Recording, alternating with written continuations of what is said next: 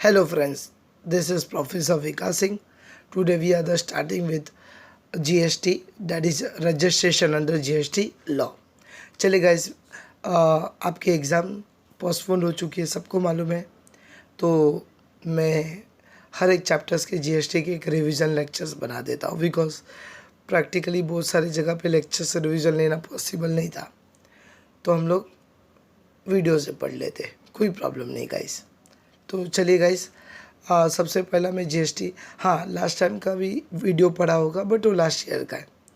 मैं current new updated अपने जो TY एग्जामिनेशन है या कोई दूसरे एग्जामिनेशन के लिए काम आएगा, उसके लिए मैं नया वीडियो बना दे रहा हूँ। चलिए गाइस, सबसे पहला हम लोग क्या देखने जा रहे हैं।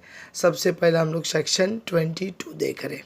सेक्शन 22 क्या है guys? Person liable for registration. Person liable for registration की बात करें, कौन कौन लोग लायबल होंगे रजिस्ट्रेशन के लिए? इसमें 4 लोग हैं, 1 2 3 4। तो हम 4 लोग के बारे में पढ़ने वाले।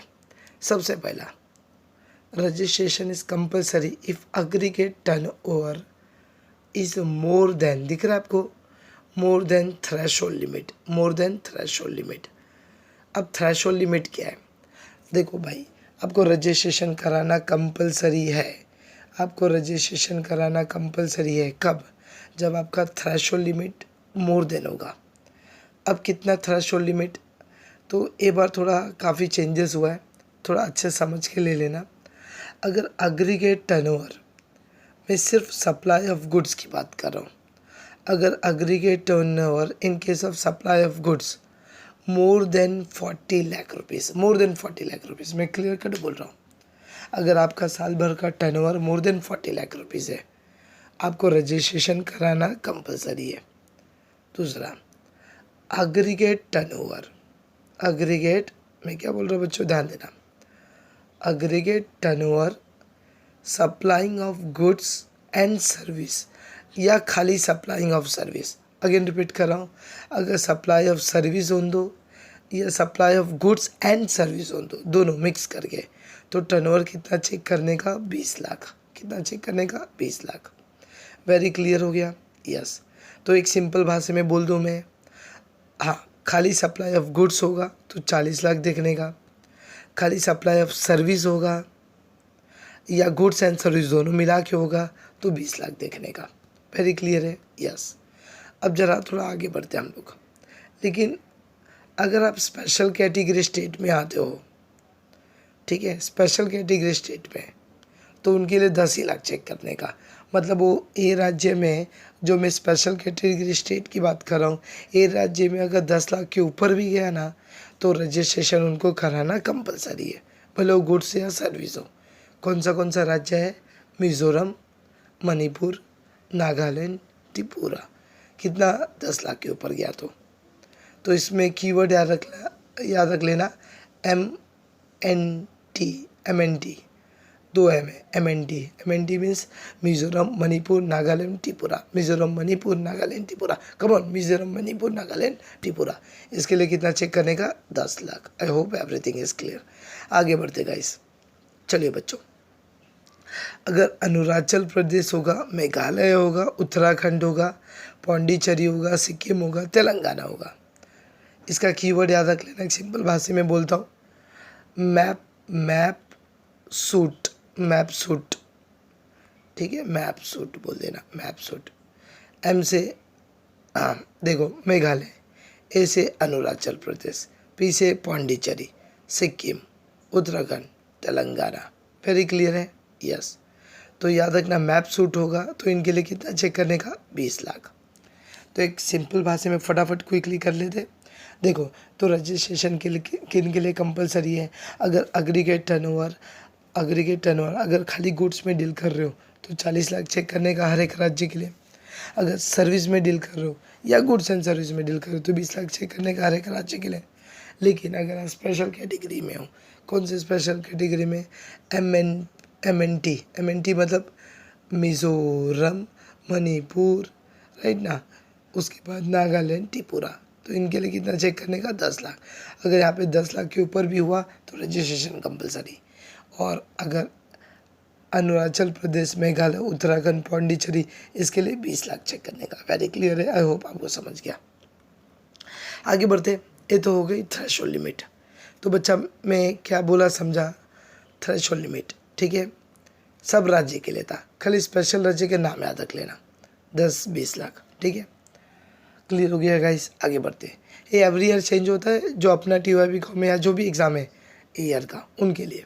आगे बढ़ता हूँ, every person registered under earlier law.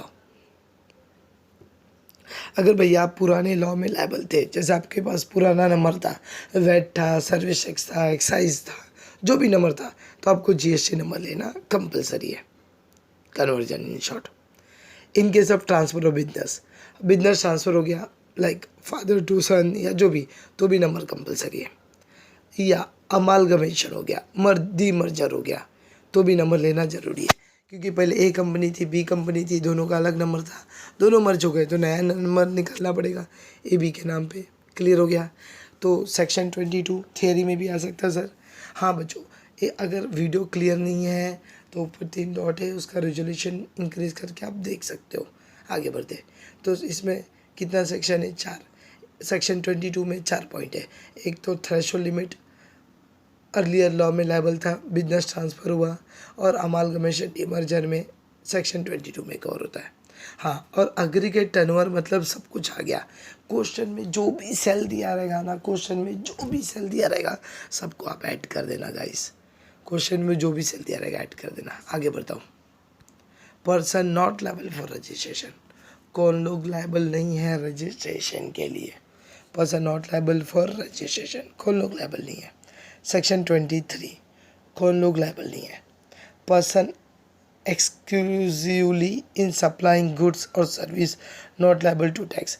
कोई चीज़ GST के लिए लायबल ही नहीं होता, जैसे पेट्रोल अभी तक GST नहीं लग रहा है, तो राइट, उसको नंबर लेने की ज़रूरत नहीं है। हाँ, person engage exclusively in supplying good service board whole exam from tax. बहुत सारे लोग एग्जाम फ्रॉम टैक्स होते, उनको भी नंबर लेने की ज़रूरत नहीं है, जैसे कि चैरिटेबल ऑर्गेनाइजेशन एग्जाम्पल भी दिया। हाँ, एग्रीकल्चरिस्ट वाले लोग, किसान विसान लोग जो कल्टीवेशन करते खुद के लैंड में, फैमिली के लोग होते, ठीक है, तो उनको भी नंबर लेने की ज़रूरत नहीं है। और लास्ट का, गवर्नमेंट ने किनको बोल दिया भैया गवर्नमेंट ने किसको बोल दिया आप भी मत नंबर लो, तो उनको भी नंबर लेने की ज़रूरत नहीं है।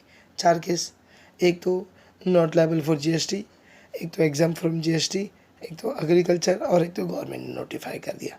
तो सेक्शन 23 अपना हो गया। आगे बढ़ते गाइस, अब सेक्शन 24 पे आ गए।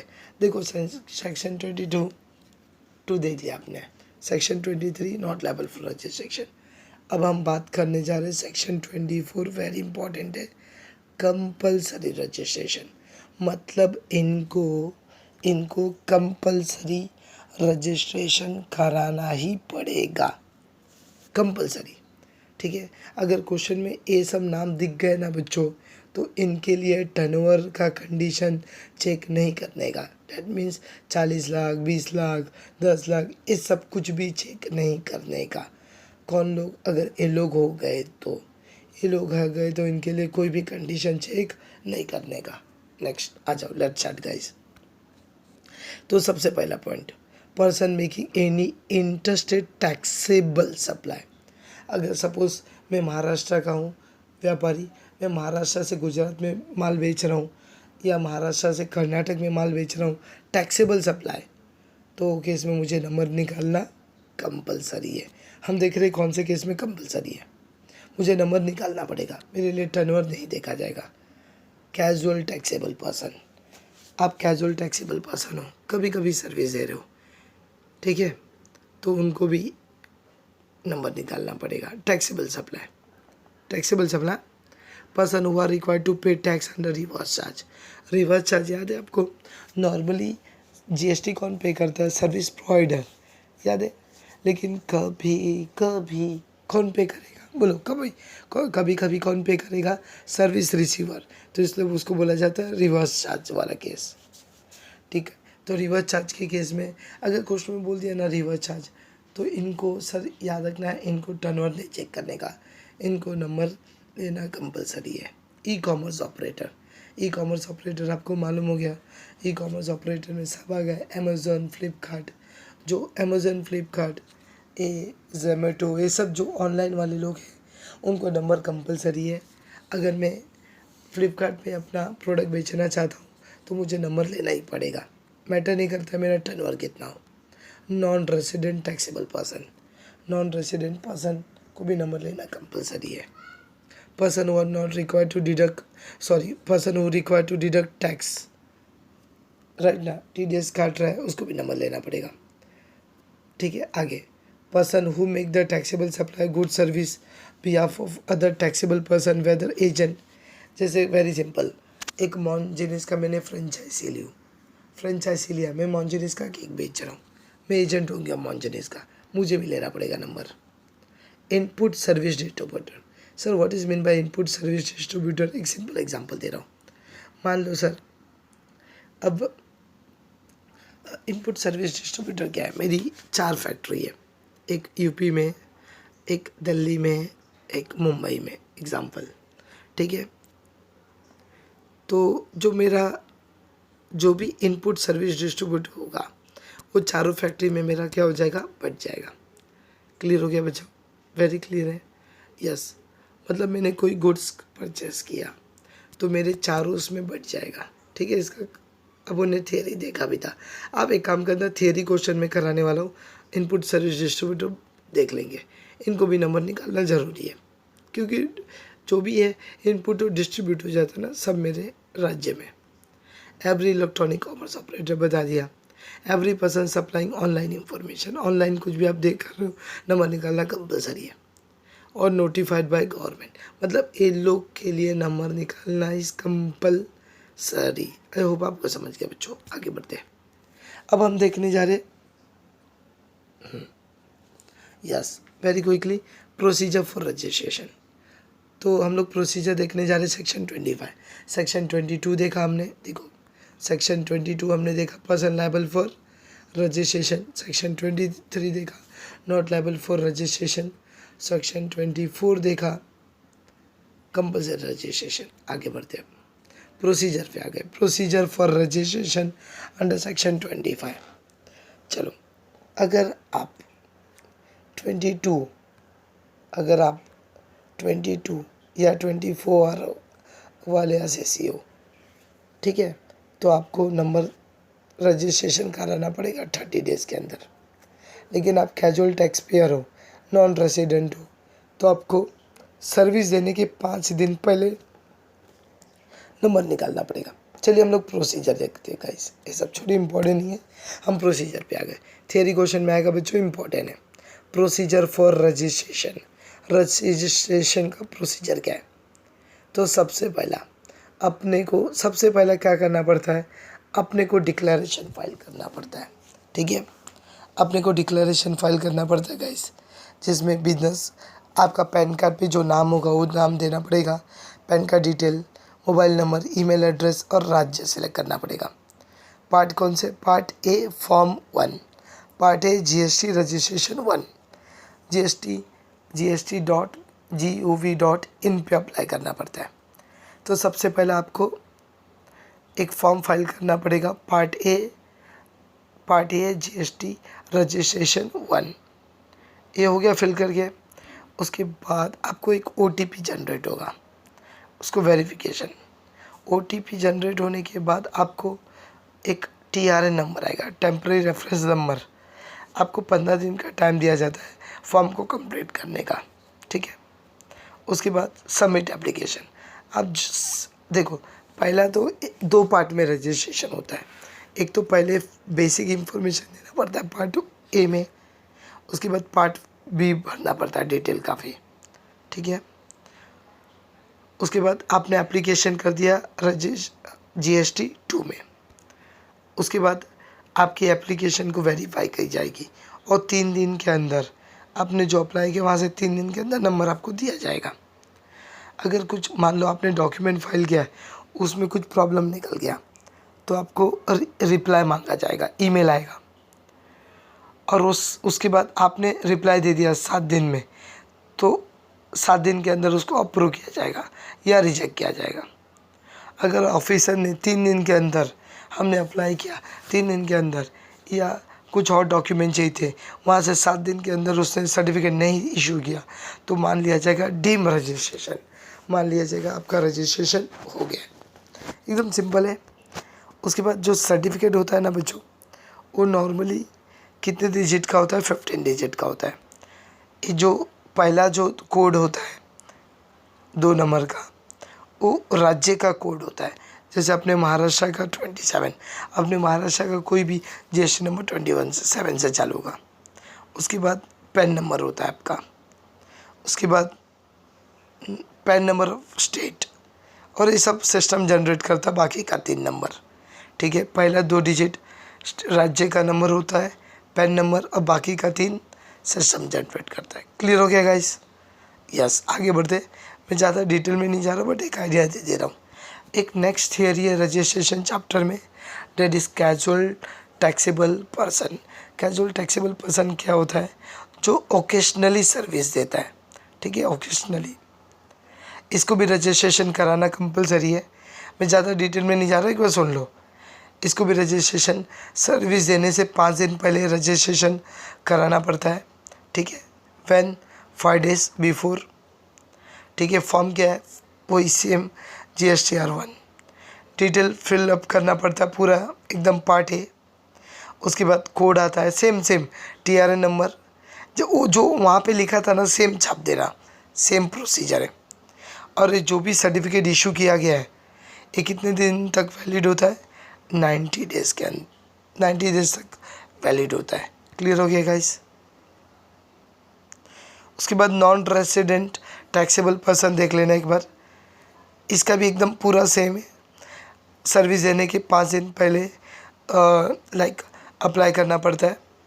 और ठीक है गाइस, सेम, एकदम सेम, एकदम पूरा सेम। जो कैजुअल टैक्सेबल का पर्सन का पॉइंट है ना, सेम नॉन रेसिडेंट के लिए भी एकदम एज इट इज इट हो। मैं ज़्यादा इसको स्ट्रेस नहीं कर रहा हूँ, बिकॉज वीडियो काफ़ी बड़ा हो जाएगा गाइस। तो ठीक है, तो हमने रजिस्ट्रेशन में क्या क्या पढ़ा? हमने रजिस्ट्रेशन में पढ़ा पर्सन लायबल फॉर रजिस्ट्रेशन। अगर टर्नओवर 40 के ऊपर है, गुड्स का रजिस्ट्रेशन कंपलसरी है। सर्विस का या गुड्स एंड सर्विस का 20 लाख। स्पेशल राज्य 10 या 20। स्पेशल राज्य में 2 आते हैं, याद रखना। उसके बाद हमने देखा इम्पोर्टेंट सेक्शन एक, ये वाला पार्ट, कौन से केस में रजिस्ट्रेशन इज़ कंपलसरी। क्लियर है बच्चों? यस। उसके बाद प्रोसीजर देखा हमने।